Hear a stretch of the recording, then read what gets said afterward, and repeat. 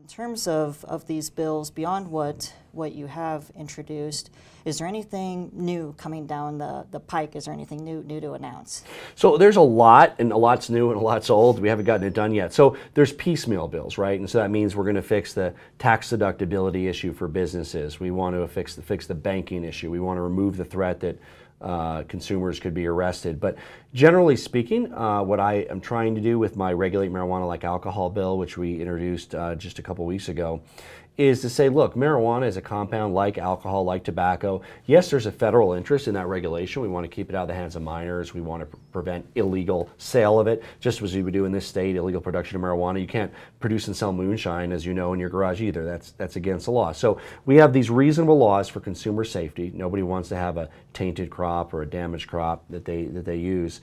And we can have that across all 50 states, leaving it up to each state, even within each state, counties, as to how they actually deal with and regulate marijuana. There are dry counties that don't allow the sale of alcohol to this day in states like Texas and Tennessee. And you know what? Once we legalize marijuana federally, there'll probably be a lot of counties and even states that don't legalize it, and that's entirely their right.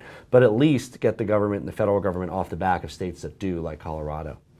Sure. Now, with these bills, a number of them are reintroductions from sessions past.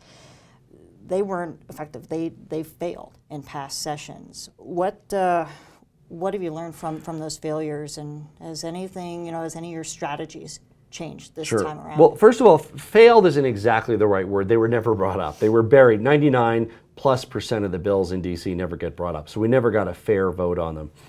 What we did get is a vote on two amendments. We'll call it the tale of two amendments, right? And one was Rohrabacher-Polis, one was McClintock-Polis. I was the Democratic lead on both, and we put a Republican name in front to try to get more Republican votes, obviously.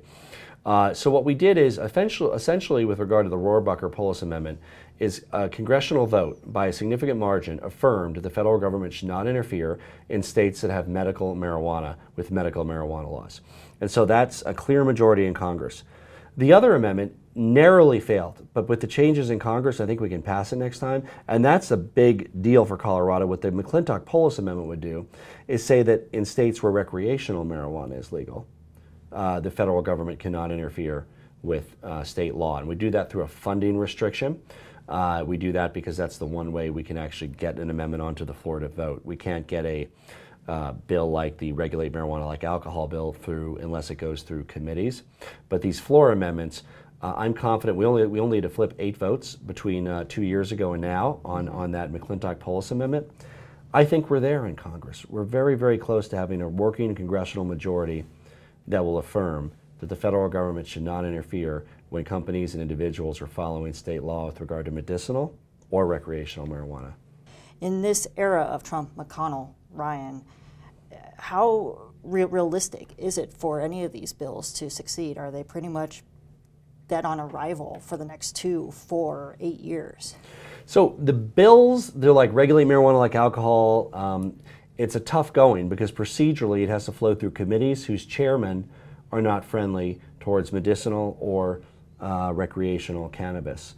So the best route truly, when we go around leadership with these floor amendments, it doesn't matter if Paul Ryan or Mitch McConnell or Kevin McCarthy vote against them. If you have sufficient votes on the floor to pass them, they become part of those appropriations bills, and no federal funds, it's called a funding restriction, no federal funds can be used to enforce federal laws in areas where it's legal in a state, as long as you're following state law. So that's what I think we have an operational majority to do.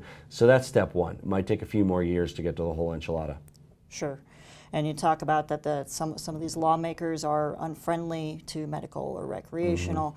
As compared to past sessions, have you seen any of your fellow lawmakers who were once opposed switch sides, so to speak, or flip? It's a gradual education process, Alicia. And one thing we find is that once a state moves in that direction, if you are a representative of a state and you were never for it, but all of a sudden your state votes to either allow medical or allow recreational use of marijuana, that sends a powerful message to that elected representative that they should get in line with the will of their voters.